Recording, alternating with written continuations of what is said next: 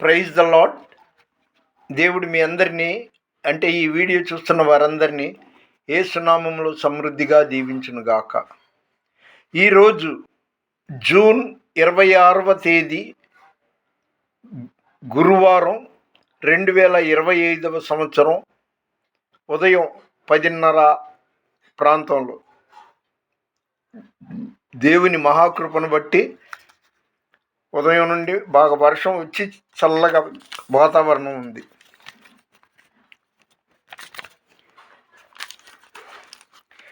ఈరోజు దేవుని వాగ్దానం కీర్తన 97 11వ వచనం. Psalm 97 11th word. యథార్థ హృదయుల కొరకు ఆనందమును విత్తబడి ఉన్నది. అది నాకే కాదు సుమా, యథార్థ హృదయులైతే మీకైనా నాకైనా ఎవరికైనా ఆ వాగ్దానం వర్తిస్తుంది. యథార్థ హృదయుల కొరకు ఆనందమును విత్తబడి ఉన్నది.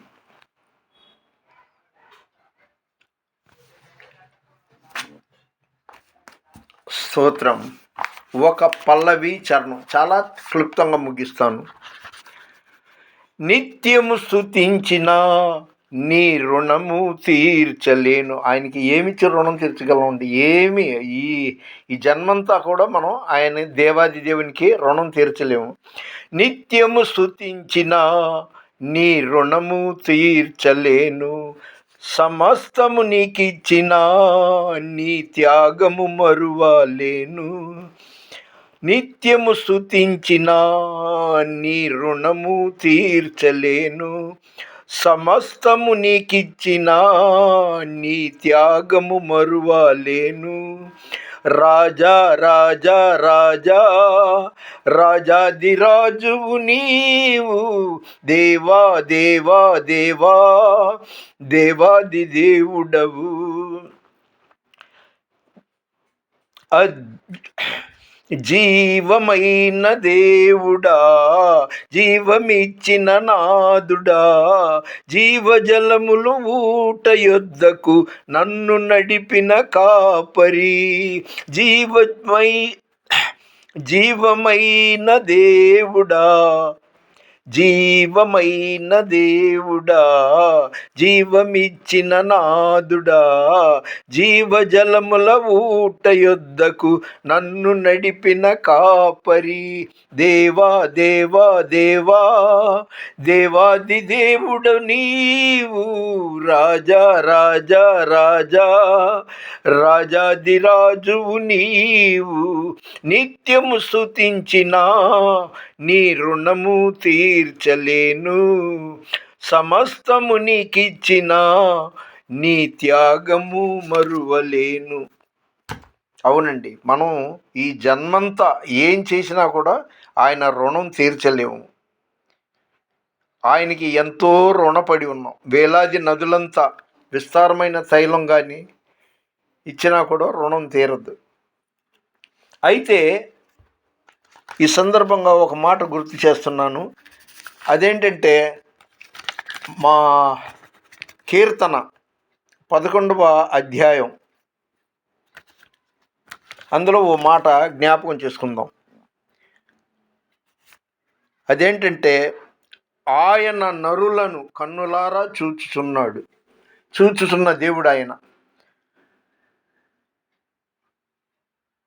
ఆకాశము నా సింహాసనము, భూమి నా పాదపీఠం అని చెప్పిన దేవుడు, ఆయన ఆకాశం నుండి కన్నులారా నరులను చూచుచున్నాడు. మీరు తర్వాత కీర్తన 11 4వ వచనం చదువుకోండి. Psalm 11 4th word. ఆయన మనల్ని చూస్తున్నాడు. మనం 4 గోళ్ల మధ్య ఉన్న, అరణ్యంలో ఉన్న, చర్చిలో ఉన్న, ఎక్కడ ఉన్నా, ఏం చేస్తున్నా కూడా అన్నీ చూస్తూనే ఉన్నాడు. కాబట్టి మనం ఎంత జాగ్రత్తగా ఆయనకు అనుకూలమైన బిడ్డలుగా ఉంటే అంత ఆశీర్వదింపబడతాము. అప్పుడే ఆయన మనకి ఆనందమును విత్తబడి ఉన్నది అనే వాగ్దానం మన విషయంలో నెరవేరుతుంది.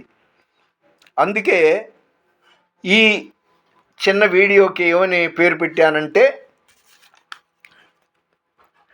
మరొకసారి గుర్తు చేస్తున్నాను, యథార్థంగా ఉందాం. అసూయలు, అహంకారాలు, దేవునికి వ్యతిరేకమైనవి లేకుండా చేద్దాం. చర్చిల్లో ఇవే ఎక్కువ ఉన్నాయండి. వాళ్ళు పెద్దగా మంచి బట్టలు వేసుకున్నాం అనేసి బడాయి, పట్టు బట్టలు వేసుకున్నామని బడాయి, ఇలాంటి అంతా ఉంటుంది చర్చిల్లో. అన్ని చర్చిల్లో కాదు, కొన్ని చోట్ల కొంతమంది. యథార్థ హృదయాల కొరకు ఆనందమును విత్తబడి ఉన్నది. ఆ ఆనందమును స్వాధీనం చేసుకుందాం, సొంతం చేసుకుందాం. అందుకే ఈ వీడియోకి బేయర్ లహాయి రోయి అనే టైటిల్ పెట్టా. అంటే చూచుచున్న దేవుడు. నన్ను ప్రతి ఒక్కరికి ఈ మాట వర్తిస్తుంది. ఆయన అమెరికా దేవుడు కాదండి, ఆయన ప్రపంచం. ఆయన లేకుండా ఏది నిర్మింపబడలేదు, ఏది కలగలేదు.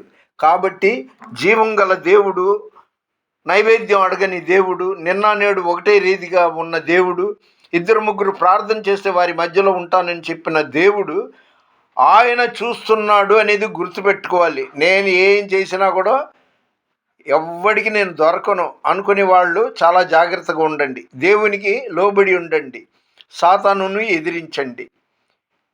మరొకసారి ఈ టైటిల్ పేరు మీకు తెలుసు కదండి,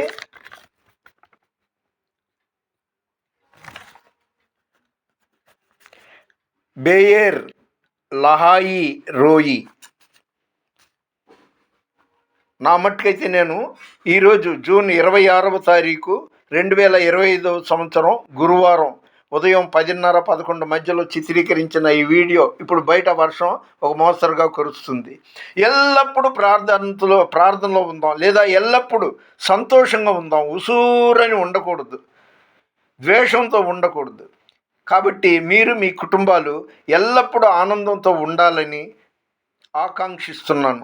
నా ద్వారా దేవుడు ఈ మాటలు మాట్లాడాడు. ఇదేదో నా సొంత మాటలు కాదు, నేను ఊహించి రాసినవి కాదు. వాక్యమై ఉన్న దేవుడు పరిశుద్ధ గ్రంథం నుండి మీతో, నాతో మాట్లాడాడు. దయచేసి లైక్ చేయండి, షేర్ చేయండి, సబ్స్క్రైబ్ చేయండి. మన వినికిడిలో దేవుడు ఈ కొన్ని మాటలు దీవించునుగాక. దేవుని పరిచర్యలో మీ రత్నం ఫ్రాన్సిస్. God bless you.